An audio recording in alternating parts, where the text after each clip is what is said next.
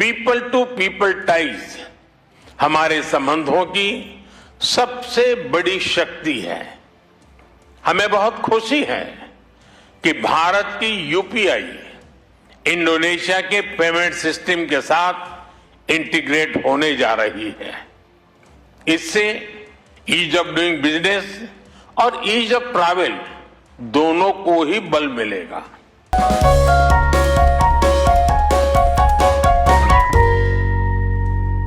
तो पीएम नरेंद्र मोदी ने जो ऐलान किया उसका अर्थ क्या है, और इसका लाभ क्या है, यह समझेंगे इस वीडियो में। नमस्कार, मैं हूं ऋषिराज और आप देख रहे हैं भारत तक।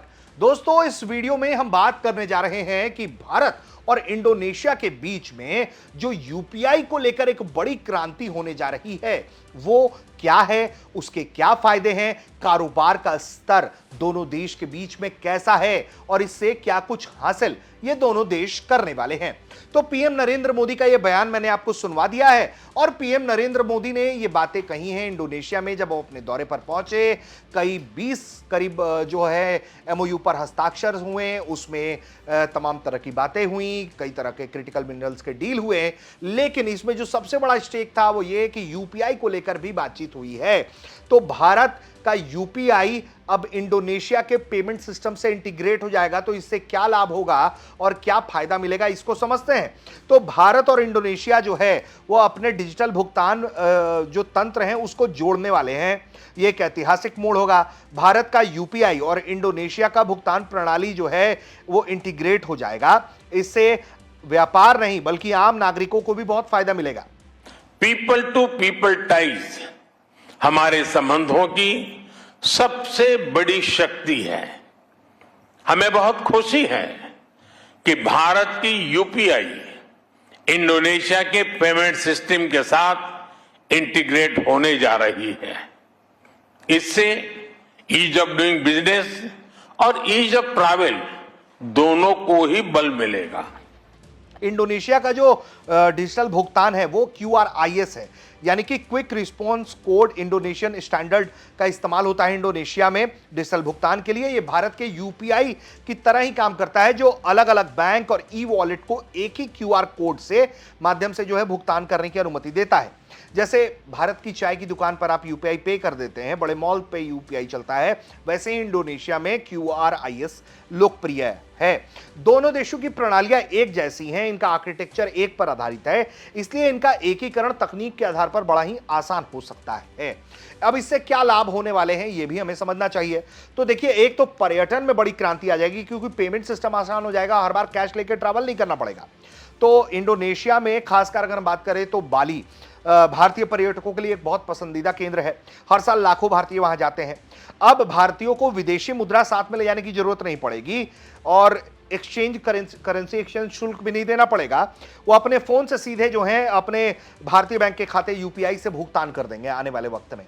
इससे क्या होगा कि उनकी बचत भी होगी, तो लोग ज्यादा जाना पसंद करेंगे। इंडोनेशिया में बड़ी संख्या में भारतीय पेशेवर हैं, छात्र हैं, तो ऐसे में उनके लिए भारत पैसा भेजना, स्थानीय स्तर पर लेन देन करना सस्ता होगा, आसान हो जाएगा, रियल टाइम हो जाएगा।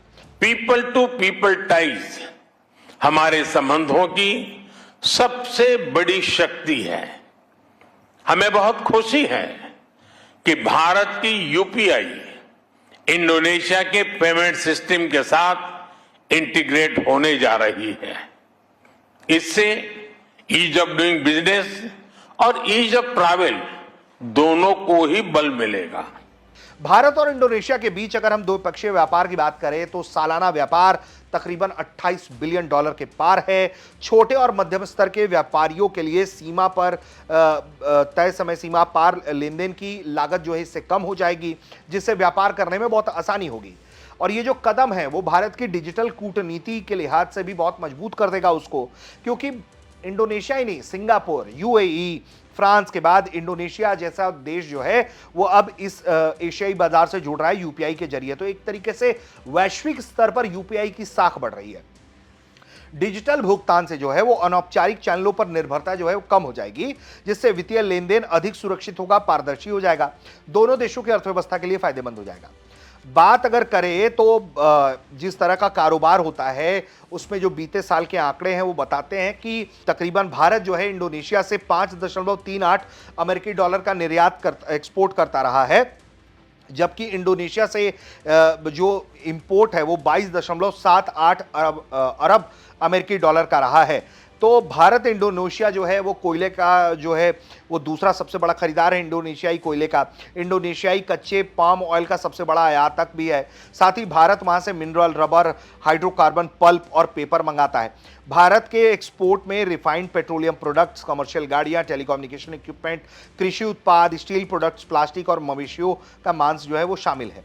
ऐसे में इसके जिस तरीके के कॉर्पोरेशन बढ़ रहा है उससे बड़ा लाभ भी होगा। भारतीय कंपनियां जो हैं वो 2002 से 2024 के बीच इंडोनेशिया में 7,292 प्रोजेक्ट्स में 14,884 करोड़ रुपए का निवेश कर चुकी हैं, जबकि जनवरी 2000 से सितंबर 2025 के बीच भारत में इंडोनेशिया का कुल निवेश 6,377 करोड़ रुपए रहा है। और इंडोनेशिया में अलग अलग सेक्टर्स में करीब भारत की 100 कंपनियां हैं जो ज्वाइंट वेंचर भी है इसमें कुछ शामिल जो काम कर रही हैं। तो आने वाले वक्त में एक बड़ा प्रोजेक्ट है, एशियान देशों का ये समागम है, डिजिटल सेतु जिस तरीके से तैयार हो रहा है, ऐसे में भविष्य में जो दक्षिण एशिया और आसियान के बीच आर्थिक एकीकरण है वो इसे बहुत प्रभावशाली बना देगा। इसके साथ ही यूपीआई वाली इस डील से दोनों देशों के बीच में लोकल करेंसी की व्यापार में जो है वो बढ़ावा मिलेगा, यानी कि डॉलर पर निर्भरता ये दोनों देश सफलतापूर्वक कम कर लेंगे। तो बहुत अच्छा इंटीग्रेशन है, कई और मोर्चे पर काम हो रहा है, उसमें यूपीआई के साथ भी काम हो रहा है। तो अपने आप में एक बड़ा अभूतपूर्व कदम है जिससे दोनों देशों की अर्थव्यवस्थाओं को एक और लंबी छलांग जो है वो लेने में मदद मिलेगी। तो कुल मिलाके इस यूपीआई इंटीग्रेशन और इंडोनेशिया का जो quick response code Indonesian standard है उससे क्या हासिल होगा ये बताने की कोशिश की। आप क्या सोचते हैं, आपको कैसा लगा, अर्थ क्या है, तो ये जरा हमें कमेंट करके बताइए ताकि हमारा ये जो शो है वो लगातार आपके पास पहुंचे, तो आपके व्यूज उसमें शामिल हों। इसके अलावा आप जिस तरह की खबरें देखना चाहते हैं, अर्थ क्या है, उसको भी कमेंट करिए। देखते रहिए भारत तक।